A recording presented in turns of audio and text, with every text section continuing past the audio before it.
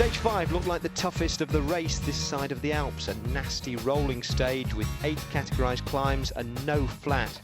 A day for the favourites to hide in the bunch and stay out of trouble, except that none of them seemed able to. First to crash was Astana's second-place man overall, Andreas Klöden. Then CSC's Carlos Sastre went down and had to be paced back. So it was a nervous field heading for the final climb of the day with around 25 kilometres to go. There's another crash at the back, and then this is Alexander Vinokourov.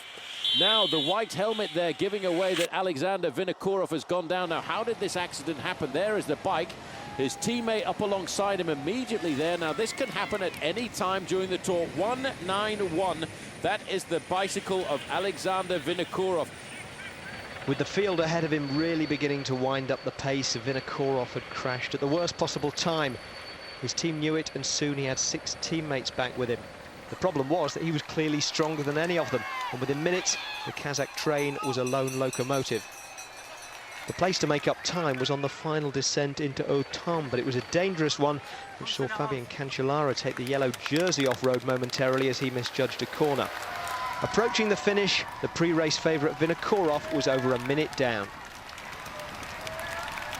Well, I have a feeling now that Vinokourov, he's fourth in line here, will concede some seconds today, but he hasn't conceded any. Like it looked like he was going to lose a couple of minutes at one stage. He's come back to the front. He's going to try and knock off every second he can. He is now under the 2 to go. As these are the leaders under the 2 to go. I'm sorry, that's about 1.3 miles from the finish. Well, there you can see Vinokourov is a kilometre behind the front end of the main field, but at speeds like this, that is actually less than the 1 minute mark. You can see the organisation, somebody moving to the front there, trying to create a big surprise. That's a late minute burst for the line, and on a day like this, you can surprise anybody. Saunier Duval coming across there. That's David Miller, I think, the big, tall, lanky man from Scotland. Now, if it is Miller, this is a sort of climb, but it's an awful long way to the finish here. He may have gone too soon. Bouygues Telecom have replaced Laurent Lefebvre at the front, and I can't see this rider's face at the moment in the darkness of the pictures. The field are coming up behind. If this is Miller, and it looks like him, he has got to wait just a little bit because he's too far from the line.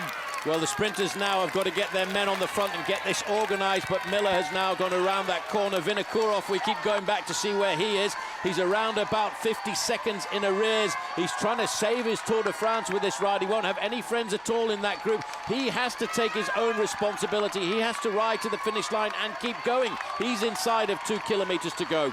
Well, we're waiting for the leaders to reach 1, so Vinokourov, and they're about there, so he is holding them at around about 50 seconds, Vinokourov, and I think he's destined to lose that now.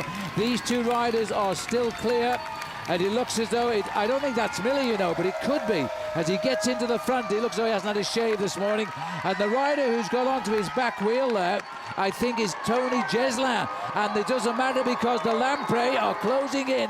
Lamprey are there, they're locked in, there's a line of riders right behind them. George Hincap, he's disappeared from the front end of the main field. Cadel Evans is not far away from the front end of this group. He's up there in about 5th or 6th. The yellow jersey is safely in that main field here as they line themselves up for the line. 400 metres to go. And Eric Zabel has put himself in a brilliant position. Centre picture and dodging, and Freder's on his shoulder. This is a battle of the sprinters now. Zabel is out of it. Freder isn't as he races up to the line. Eric Freder, Hincap is going after them. And also there is Napolitano, but the man who has won on the line, Pozzato, Filippo Pozzato has taken it. Well, he was on the lips of a lot of people this morning, but he produced one incredible finish to win that. Zabel had it right, Frere had it right, but right through the middle, Pippo Pozzato said at the start of the day here, Phil, I'm going for this. This is my stage. It's not very often a rider can pick a stage, predict that he's going to win, and come up with the victory. Oscar Freire right up there as well, but here is the arrival of Alexander Vinokourov's group with Tom Bonen. As he tries now himself to fight all the way to the line. The minutes gone by. He's left himself a handicap for the remaining 2 weeks and a bit of the Tour de France. Vinokourov will have to fight his way through the Alps now and get his own back when he can, because he's had a rather unlucky ending to the day here. As he comes up to the line, he brings the peloton home, 1 minute and 20 seconds or so.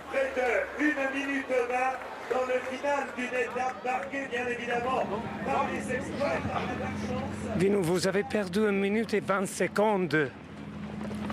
C'est parti de La course. Vous pensez que c'était en plus?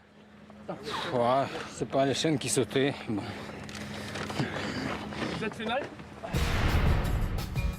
Bino doesn't waste valuable energy vibrating his vocal cords when it can be saved and used to power his bike, but the Tour clock did the speaking for him. Suddenly he was 2 minutes 10 behind the race leader and over a minute behind all the other contenders for overall victory. What can you say? You can only say go ahead and do as much as you can. What we did, we called 6 riders back and we really tried to do a team time trial to catch up, but it's obviously very difficult to be competitive against the pack. But we'll see tomorrow. I mean, you know, life continues. It's a part of the sport, and we are not here to complain. It's life and it's sport, and that's the beauty of the sport.